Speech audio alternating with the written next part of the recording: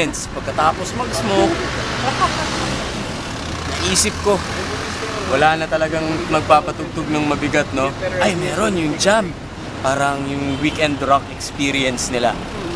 Sabi ko, pero yung Metallica na pinapatugtog nila doon, yung mga Enter Sandman, yung mga gano'n, yung mga Radio-friendly pa rin. radio-friendly pa rin. So, what if gumawa ng show na gano'n, na mabigat siya. Tapos naisip ko kagad, siya, kasama ko. Kasi ako, mas inclined ako sa mainstream na mabigat. Konting hukay lang. Siya naman, mas trip niya yung nandun talaga. Tingin ko magko-compliment kami. So, yun. Tapos kinuwento ko kay Lambert, kinuwento ko kay Jubim, kinuwento ko kay Russ Davis, kinuwento nila kay Eric. Tapos nag-set kami ng meeting. Tapos, yun na yun. Basically, naisip lang niya yun. Naisip niya lahat yun, tapos sumabit lang ako. Hindi. Pero oo, ganun. Kumbaga parang concept sa ni Reg matagal na. Diba? Matagal mo na sinasabi yun na parang, parang dapat tayo magkaroon ng, ng metal na show. Pero, mas nag-materialize ngayong jam na, parang gano'n. Sobrang salamat sa Jam kasi parang nangyari agad-agad eh. Parang interesado kagad si Sir Eric. Gusto niya bigyan ng chance. Alam niyang may crowd, may mga tao na matatap because of this. Tsaka malaking tulong sa eksena. Kasi sinasabi nila, OPM is dead. Hindi naman eh. Hindi talaga totoo yun eh. Ang daming nangyayari sa banda, sa our side of the fence, kumbaga. Mas maraming nangyayari eh. Nagpapa-event sa Evil Genius, may mga underground events sa Laguna, sa Visayas, may Tibay, meron sa Cebu, may Davao, So maraming nangyayari na hindi lang nalalaman. So baka interesado yung mga bandang yun na marinig sila, di ba? Sa mainstream na paraan. Kasi third world country naman tayo eh. Ano ba naman ang mainstream sa third world country, di ba? Tsaka break na natin yung parang pinaka-stigma na gano'n na kailangan kapag... Tsaka ilan na lang ba ang labels na meron dito?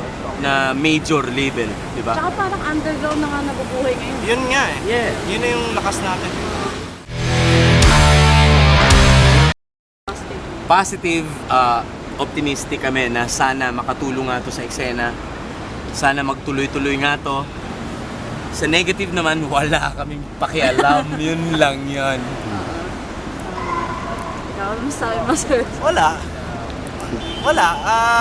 Basta okay siya eh. Para sa akin okay siya lalo na kung bukas lang yung utak ng mga tao. Kung sarado naman, wala na kami magagawa, di ba? So, problema na nila yun. Kung gusto nilang nakikinig lang sa kanila, mga kaibigan nila. Tama.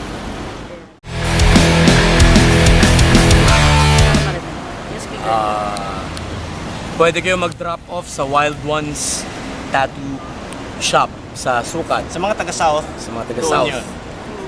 Laguna, Batangas. South ba ang Batangas? South na rin yun. Cavite, Las Piñas, Paranaque. Yun. Saan sa ano? Saan yung wild Sa one? BF yun, Paranaque. Sa Wild Ones Tattoo, sa J32S building, second floor siya sa President's Avenue, BF Homes, Paranaque. Magpatattoo kayo sa akin at sa akin lang. And saan pa? Dito naman sa bandang Makati, Pasig. Pwede sa Jam, sa office ng Jam. Sa mga taga QC, taga Bulacan, taga North naman, pwede sa shop ng Medicina. Unit 19, Cubao Expo. Sobrang trip doon sa Cubao X. Ang Medicina may t-shirt na balian ng leeg, ang kopya. Okay. Tapos yun talaga sinasabi namin pag mabigat yung tugtugan, pag headbangan, balian ng leeg.